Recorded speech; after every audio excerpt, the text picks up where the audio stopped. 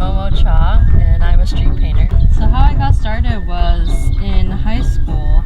I was just taking some art classes, and I always drew like anime characters and things like that.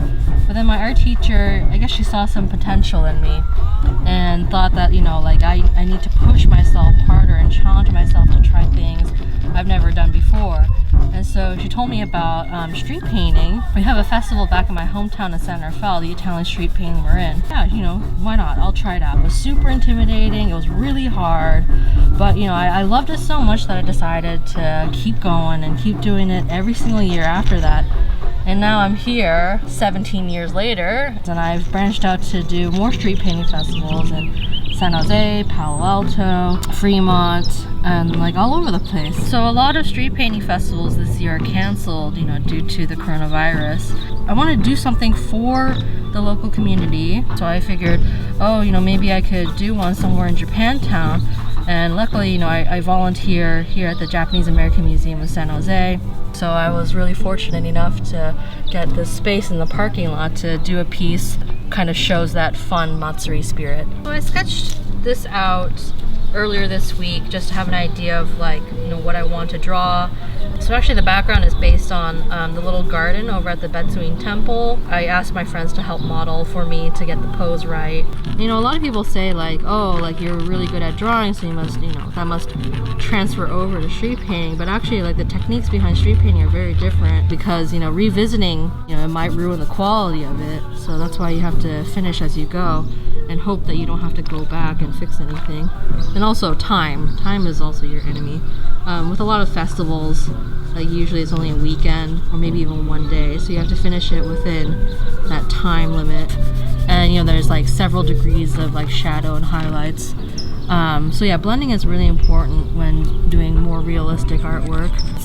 It's kind of more of a performance piece than it is about the finished product, because in a street painting setting you get to talk to people, you get to educate others. It's not too important that you have the world see the finished product. It's really important to be able to show them how it comes to life. We already know it's gonna be gone. Even if they don't wash it away, it's gonna be gone in a few days anyway. I was commissioned by Jelly Belly to do a piece, and then some festivals will give you a stipend, give you some travel budget to be able to get to the place. I think most street painters don't really do it for the money. It's a pretty old art style. Street painters in Italy are called Madanaro for men and Madanara for women. Yeah, so it's really cool to be able to teach kids about what street painting is, and hopefully maybe surpass me. For the most part, most of the artists I know who do this, they just learn by experience and just doing it over and over and over again. But it's actually a lot of fun. It's a very messy process, but it's nice to get messy once in a while. The chalk is actually very harmless. Although breathing it in is bad, but other than that, if it sticks to your skin, it's fine. If it gets on your clothes, usually water will wash it off, so it's not a huge problem. I would start with getting a box of chalk pastels, and I got a box of 288 chalk sticks for $20. So yeah, it's a really inexpensive art medium. A lot of kids like doing Disney characters, which is always a fun one. Soon you'll understand how it feels to draw on the pavement and know your limits, because it is a physically demanding art form. I would definitely go to some festivals anyway just to see what everyone's doing. A lot of the artists at street painting festivals are happy to talk to you and teach you some technique.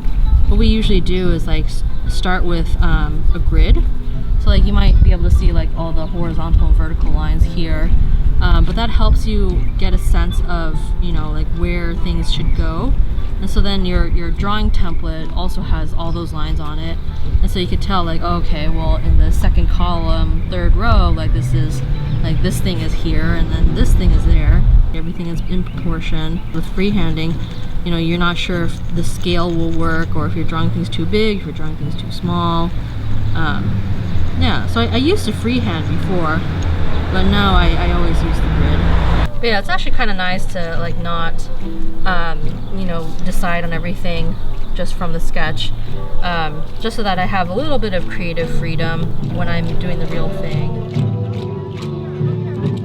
Done! Ah!